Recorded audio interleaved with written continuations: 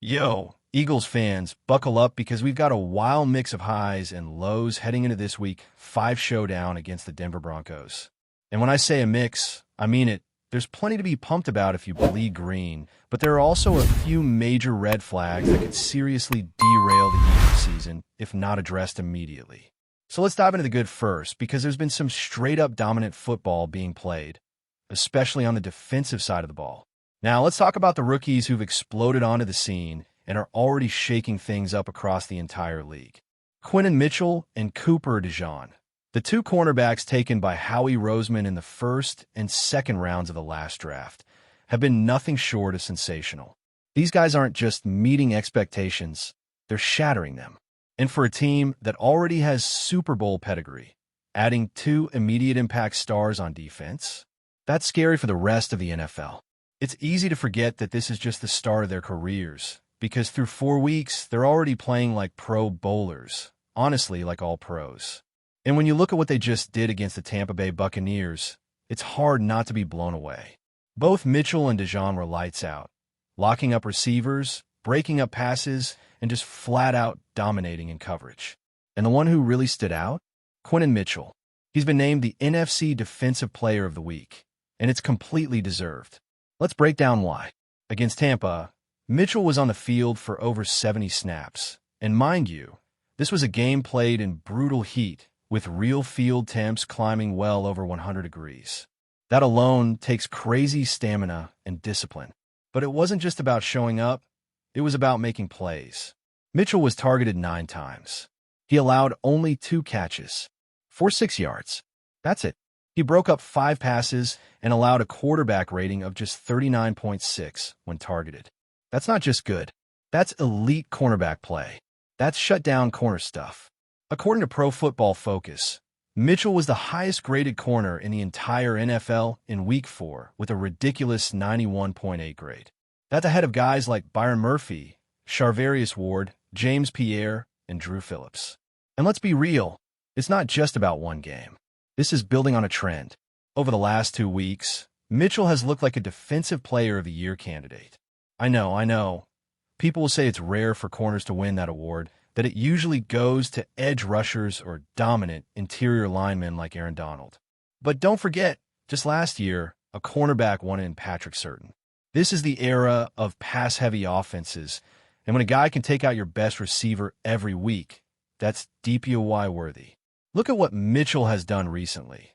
1 week he's following Devontae Adams. The next he's shutting down a rising star like Emeka Egbuka. And he's not just surviving those matchups. He's owning them. That's what separates the good corners from the special ones. And this guy, he's looking like a generational talent already. The advanced numbers back it up too. On those 44 coverage snaps against Tampa, he forced tight windows on 7 of his 9 targets. 7. That's tied for the most tight window throws forced in a single game since way back in 2018. His time in tight coverage? 17.9 seconds, showing just how sticky and physical he is in man coverage. But it's not just the stats. It's the attitude, the edge. Mitchell wasn't just locking guys down quietly. He was in their faces. He got in Baker Mayfield's grill. He didn't back down from Tristan Wirfs. Even pulled off his helmet in one exchange. Now, that's risky, sure, but it shows you the confidence he's playing with. Last year, Mitchell was a silent assassin as a rookie. Now, he's a vocal, fired up, in-your-face corner who wants all the smoke. And when you see a guy that talented play with that much swagger, that's when you know the Eagles have a franchise cornerstone on their hands. And you pair him with Cooper DeJean? Man, this secondary could be set for the next decade. Against Tampa, these two were targeted 18 times combined. They gave up just 7 catches for 52 yards. They broke up 4 passes. Opposing quarterbacks had a passer rating under 50 when throwing their way. That's ridiculous. And that's why defensive coordinator Vic Fangio is so high on both of them, but especially DeJean, whose football IQ is off the charts. The kid is just a flat-out baller. You can line him up anywhere, outside corner, slot, safety, and he's going to find a way to impact the game. One play from that Bucs game stands out more than anything else. It was a trick play, flea flicker. Baker Mayfield under center, Emeka Egbuka lined up wide. Cooper is on him one-on-one, trailing deep. But mid-play, he realizes he's got safety help over the top. So what does he do?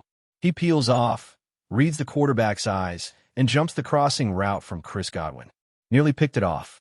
That's not something you teach. That's feel, recognition, and instincts at full speed in real time on a complicated play. That's rare. And the fact that he had the confidence to make that call in just his second year, that speaks volumes. You look at the way Quinnen and Coop are playing. It's like they've both been in the league for 5 or 6 years. They've got veteran-level poise, decision-making, and ball skills. And they're only going to get better. The ceiling is sky high. And the best part for Eagles fans? This isn't a one-year fluke. These guys are foundational pieces of the youngest defense in the entire NFL by playing time. And it's not just them. All across this defense, we're seeing young talent stepping up. Let's talk about age for a second. Nolan Smith is 23. Jordan Davis and Jalen Carter, both still 24. Jahad Campbell, just 21. Keely Ringo is 23. Reed Blankenship is 26. Drew Makuba and Cooper DeJean are 22. Even the so-called veteran on this unit, Zach Bond, is only 28. This is a core that's not only good now, but it's also built to last. You give Vic Fangio a couple seasons with this group, and he could mold them into one of the best defenses in the league for years to come. That's the dream scenario, and right now, it's looking more and more like a reality. But as we said off the top, it's not all sunshine in Philly. There's a pretty glaring issue that could undo all this defensive brilliance if it doesn't get sorted out, and fast. And that problem? It's the offensive line. Yes, the same group that's been widely regarded as one of the best units in football for the last several years. Right now, that group is underperforming in a big way. The drop-off has been jarring. Instead of being the enforcers who wear opponents down and impose their will, they've looked beatable, inconsistent, even soft at times. That's not what you expect from the Eagles' O-line. And with a tough, physical Denver defense on the schedule this week, a defense that leads the NFL in sacks, quarterback hits, and pressure rate, this group is going to need to step up in a massive way. Because if the line keeps playing the way it has been, it won't matter how well the defense is playing or how explosive Saquon Barkley looks. The offense simply won't be able to function. Now let's really dig into the issue that's holding the Eagles back right now. And unfortunately, it's something no one expected to be talking about heading into this season. The offensive line, once the pride of Philadelphia, has completely lost its edge through the first 4 weeks of the year.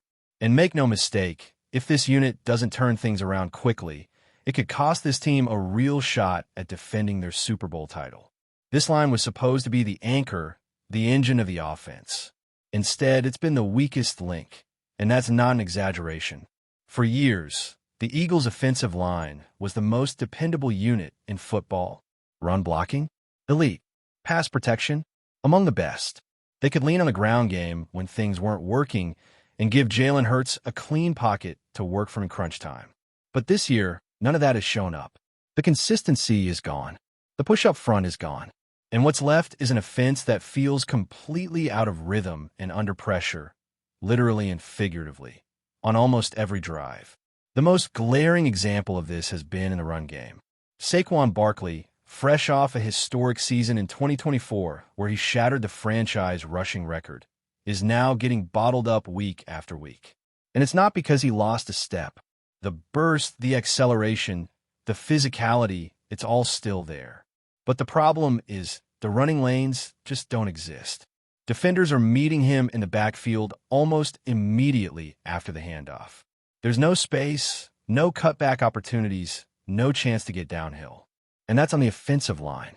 Last year, Saquon was picking up nearly 4 yards before he was even touched. This year, that number has dropped to under 1 yard before contact.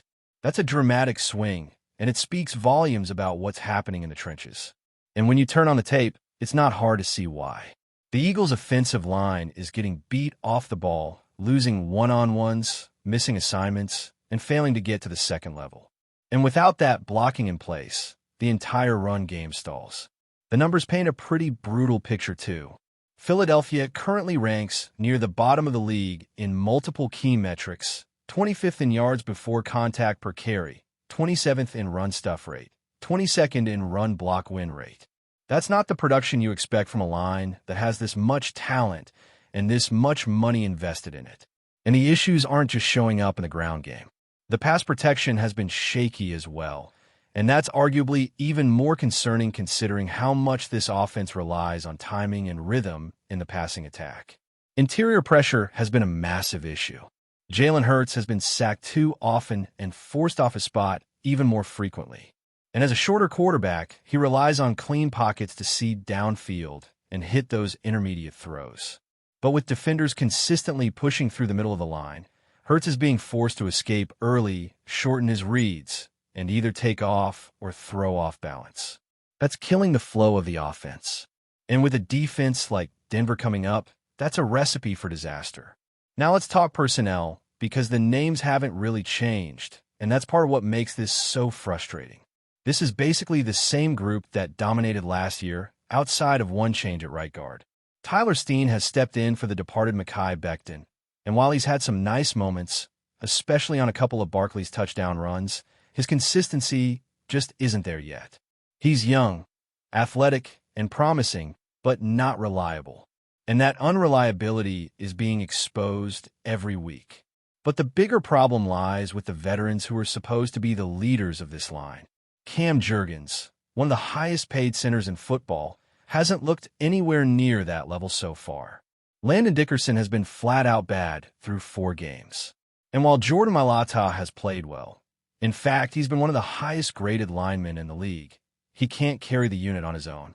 Lane Johnson has also been solid when healthy, but injuries have kept him off the field just enough to hurt the cohesion of the unit. Landon Dickerson, in particular, has been a liability, and the numbers are ugly. Through 4 weeks, his pass-blocking grades are some of the worst in the NFL. Week 1, 39.9. Week 2, 56.1. Week 3, 47.5. Week 4, 40.5. Those are bottom-tier numbers for a player who's supposed to be one of the best in the league at his position and one of the highest-paid guards in football. He's already given up 3 sacks and 13 pressures in just 4 games. That puts him on pace for a career-worst season by a mile, with a projected total of 12 sacks and 55 pressures allowed. That would nearly double his previous career high. And again, it's not just about individual numbers. The interior line as a whole, Dickerson, Jurgens, Steen, has surrendered 26 pressures through 4 weeks. That's not just bad, that's catastrophic. When pressure comes up the middle, it kills any chance of executing a clean passing play. The quarterback can't step up. The throwing windows close. And for a guy like Hurts, who's already fighting to see over taller linemen and edge defenders, that interior pressure completely muddies the pocket and ruins the play. This has been the hidden issue behind a lot of the offense's inconsistency. We've seen flashes of greatness, a great half here, a dominant quarter there. But then it disappears and the offense stalls. And the root of it almost always goes back to the line. When they protect Hurts and open up holes for Barkley, this team looks unstoppable. When they don't, everything sputters, the rhythm, the tempo, the downfield shots. It all vanishes. Before we continue, don't forget to subscribe to our channel and give this video a like. Your support helps us keep delivering the latest updates on our Philadelphia Eagles. And don't be shy. Share your thoughts on the news in the comments below. Whispers around the NFL corridors are growing louder, and the latest buzz centers on the Philadelphia Eagles. According to multiple insider sources, the Eagles might be on the verge of a game-changing acquisition. Osa Odighizuwa, a defensive powerhouse whose presence on the field could completely reshape the team's front. While nothing is officially confirmed, scouts and insiders alike are already speculating about what his arrival could mean for Philadelphia's defensive strategy. Odighizuwa, known for his explosive first step and relentless pursuit of quarterbacks, has been a disruptive force wherever he's played. Analysts suggest that pairing him with the Eagles' existing defensive line could create one of the most intimidating fronts in the league. Opposing offenses would need to rethink their entire game plan, as Odighizuwa's combination of speed, strength, and football IQ has been enough to turn even the most carefully drawn plays into chaos. Rumor has it that the team's management sees him as the missing piece that could elevate the Eagles from playoff contenders to true Super Bowl threats. The speculation comes at a time when Philadelphia has been quietly recalibrating its roster, searching for that unique talent capable of shifting momentum in tight games. Fans on social media have already started buzzing, imagining highlight reels of Odighizuwa chasing down quarterbacks and stuffing runs at the line of scrimmage. If the deal goes through, experts predict not only a surge in defensive stats, but also a boost in team morale. There's an unspoken excitement surrounding the locker room, a sense that the Eagles could finally have the edge they've been chasing for seasons. Of course, with all rumors, caution is advised. Contracts, physicals, and the ever-tricky salary cap still stand in the way. But insiders insist that negotiations are progressing, and Philadelphia is positioning itself to strike quickly. If Odighizuwa does indeed join the Eagles, one thing seems certain. The front seven will be a force to be reckoned with, and the NFL world will have a new storyline to follow with bated breath. As the whispers turn into chatter, one thing is clear. Osa Odighizuwa could soon become the name that defines a new era in Philadelphia, and fans might just be witnessing the birth of a defensive dynasty. The coming weeks will tell whether this is mere speculation or the dawn of a true game-changer for the Eagles. That's it for this update. If you enjoyed the video and want to stay updated with exclusive news about our Philadelphia Eagles, be sure to subscribe to our channel and hit that like button. We can't wait to hear your thoughts in the comments. See you in the next video.